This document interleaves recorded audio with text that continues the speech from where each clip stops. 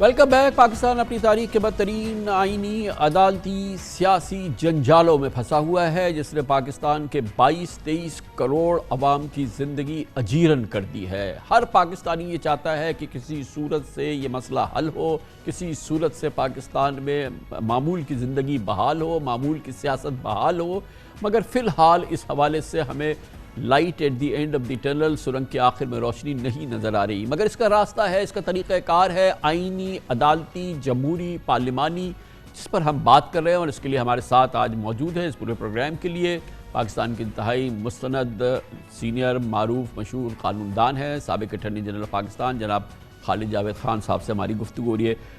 خالد جاوید صاحب، آپ نے بتایا کہ پہلی چیز آپ یہ سمجھتے ہیں کہ بہتری نارملسی کے لیے اور ایک سینٹی کے لیے بہتر ہوگا اس ماحول کے اندر کہ پہلے تو قومی اسمبلی اپنی اصلی شکل میں بحال ہو جائے۔ اب ہمارے پاس ایک مسئلہ ہے کہ 2/3 پاکستان کے اندر اسمبلی نہیں ہے، ایک نگراں حکومت ہے۔ آپ نے فرمایا کہ وہ اسمبلیز بھی جو ہیں وہ بحال ہو جائیں، جس کا کہ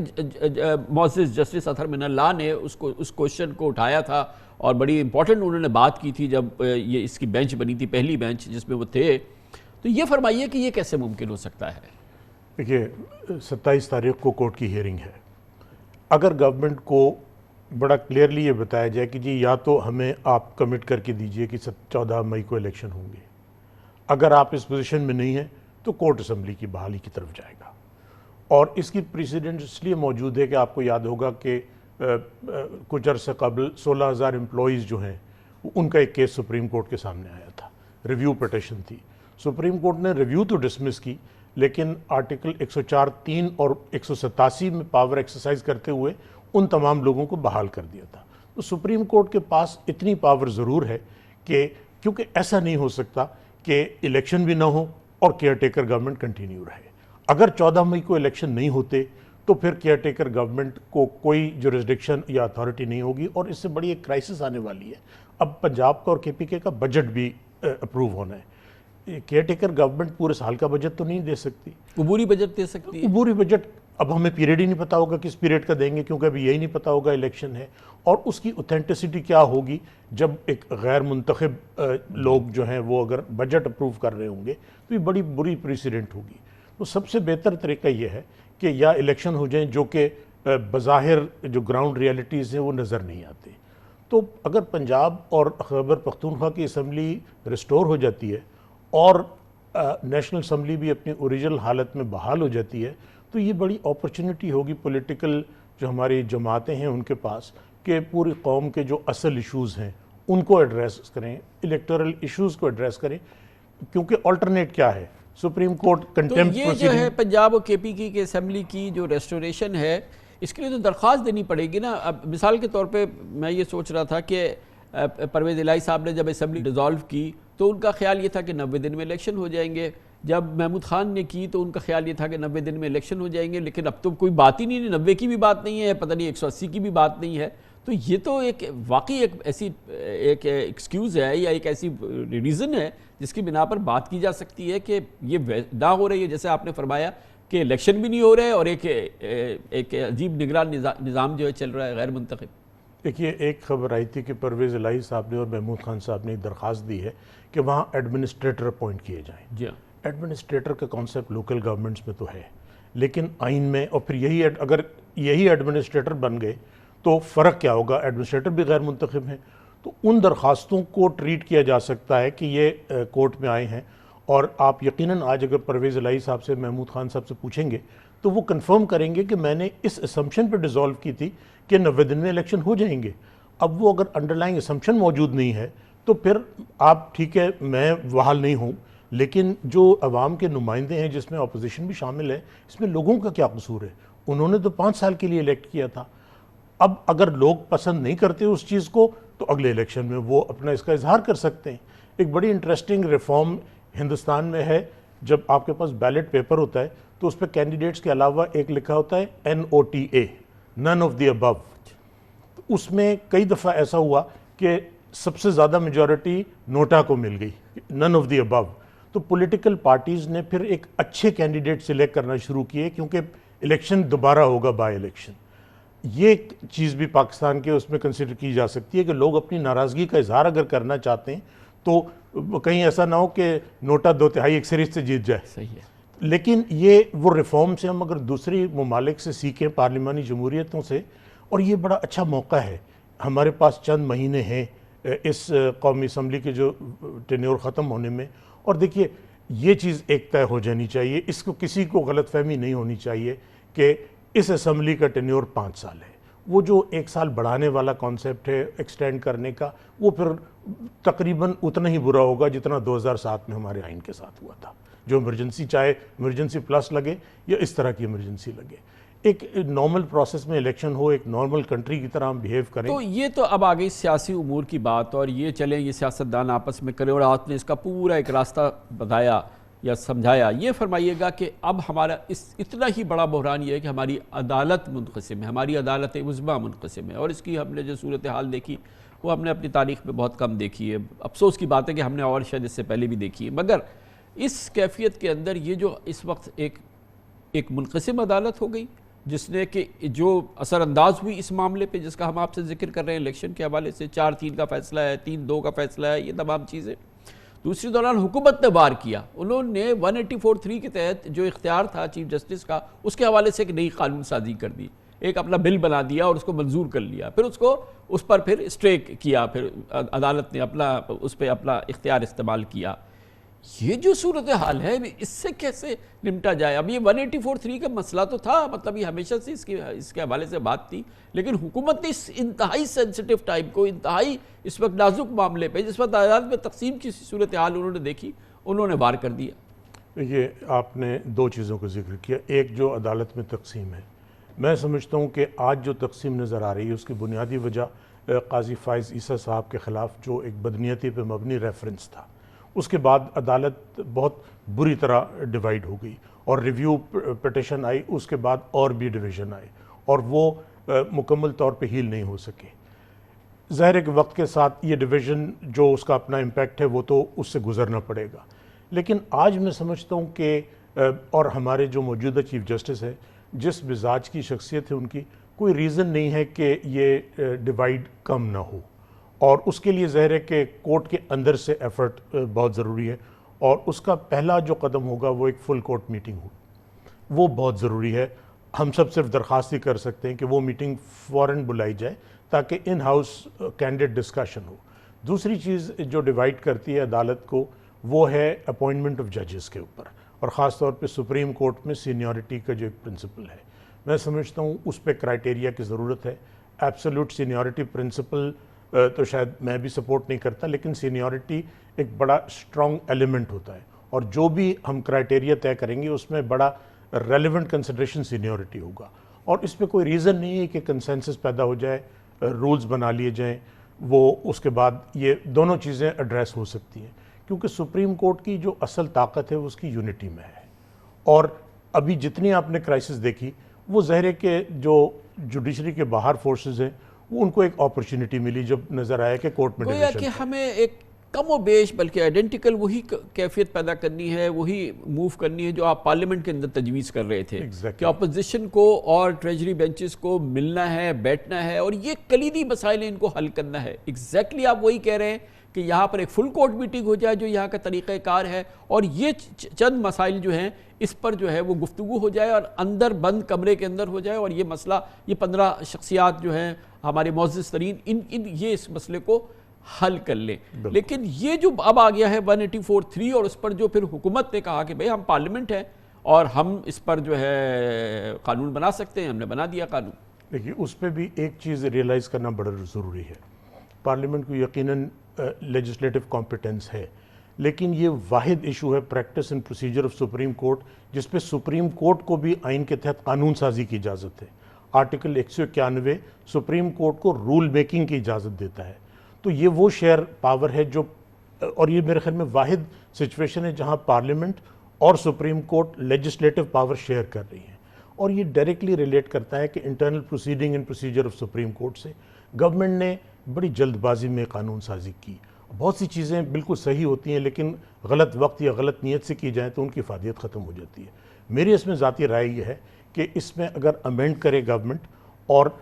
بجائے اس کے کہ اس میں جو کلوز ہے کہ یہ فی الفور نافذ العمل ہوگا 21 جولائی کے بعد، اس کو امینڈ کر کے یہ رکھیں کہ یہ اس دن فورس میں آئے گا جس دن گورنمنٹ نوٹیفائی کرے گی کہ یہ لا آج سے انفورس ہوگا، اور ایسے بہت سے قوانین پہلے ہو چکے ہیں، اور اس کے بعد سپریم کورٹ کے ساتھ انگیج ہوں کنسلٹیشن میں، کہ کیونکہ اس میں جب انٹرنل پروسیڈنگ سے متعلق ہو اور سپریم کورٹ ایک بالکل انڈیپینڈنٹ ادارہ ہے، ان کی کنسلٹیشن کے بغیر کوئی قانون کامیاب نہیں ہو سکتا۔ اچھا، بہت لوگوں نے شکایت کی، آج وزیر اعظم صاحب بھی فرما رہے تھے کہ ابھی قانون بنا نہیں ہے۔ میں ایک چھوٹی سی مثال دوں، اگر آپ ایک قانون بنائیں اور وہ یہ ہو کہ ہم سپریم کورٹ کی یہ پاورز واپس لے رہے ہیں، یا ہم چیف جسٹس صاحب کی یہ پاورز واپس لے رہے ہیں، اور جو بظاہر آئین سے کلیش کرتا ہو،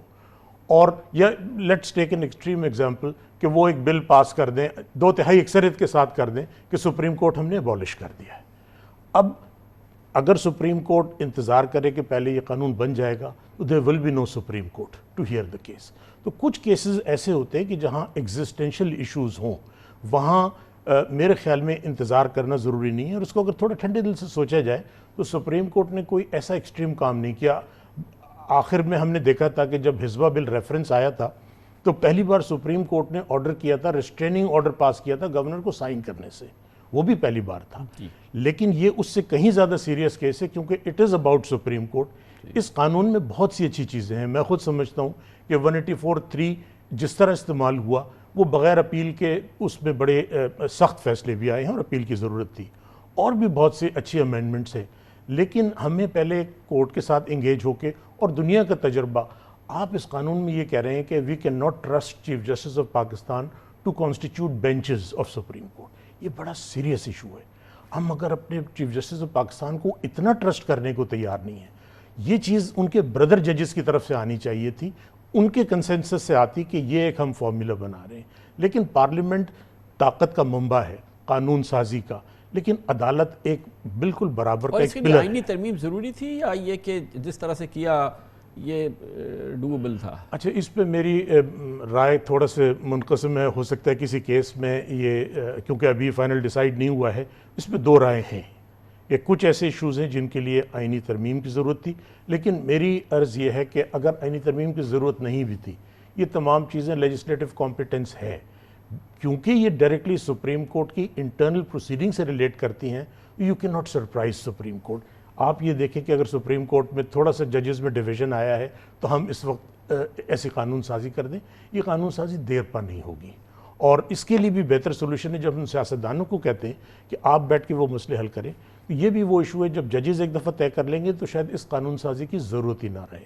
سب سے اہم چیز یہ ہوگی کہ سپریم کورٹ کے رولز میں یہ چیزیں آ جائیں، اور اس کو اگر ضرورت ہے کانسٹیٹیوشن پروٹیکشن دینے کی on the recommendation of supreme court, وہ جیسے اپیل کا حق ہے اس پہ دو رائے ہے، وہ بھی دیا جا سکتا ہے۔ آپ نے بڑی صراحت سے فرمایا کہ ایک لیول پلینگ فیلڈ، اور پھر آپ نے جیسے ذکر کیا کہ جو تاحیات نااہلی کے معاملات ہیں، ظاہر ہے کہ وہ سپریم کورٹ کے احکامات ہیں، سپریم کورٹ کے فیصلے ہیں جس کے نتیجے میں یہ تمام چیزیں ہوئی ہیں، تو بہت سارے زخم ہیں جو ہرے ہیں، اور ایک عام آبزرور کے لیے بھی، ایک نیوٹرل آبزرور کے لیے بھی اس میں بڑی جان ہے، جس میں شکایت کی جاتی ہے، شکوے کی بات کر رہے ہیں، مریم نواز صاحبہ بہت کر رہی ہوتی ہیں، شہباز شریف صاحب کر رہے ہیں، پی ڈی ایم کے لوگ، نون لیگ بڑی کر رہی ہوتی ہے، اور پھر دوسری جماعتوں کی بھی معاملات ہیں، اور یہ صورتحال جب یہ عمران خان صاحب کی حکومت ختم ہوئی، ووٹ آف نو کانفیڈنس کا معاملہ ہوا، وہ بھی سپریم کورٹ نے ہی اس کو کیا، اس پہ اس وقت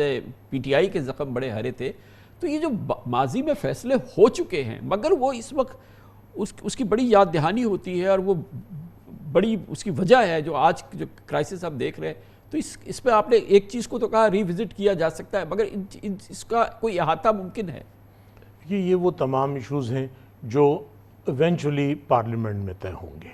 سپریم کورٹ نے تو ججمنٹ دے دیا، اور جیسے میں نے عرض کیا تھا شروع میں کہ سپریم کورٹ کی بڑی سیٹل جورسپروڈنس ہے کہ ہمارے ججمنٹ کو آپ رد نہیں کر سکتے، مسترد نہیں کر سکتے، لیکن جو اس کا انڈرلائنگ بیسس ہے اگر آپ اس کو ایڈریس کر لیں تو ججمنٹ آٹومیٹکلی ختم ہو جاتا ہے۔ اب یہ بہت سے ایسے پچھلے ایک یا ایک سے زیادہ دہائی میں جو فیصلے آئے ہیں، خاص طور پہ 184(3) کی جورسڈکشن میں، ان کو ری وزٹ کرنے کی ضرورت ہے۔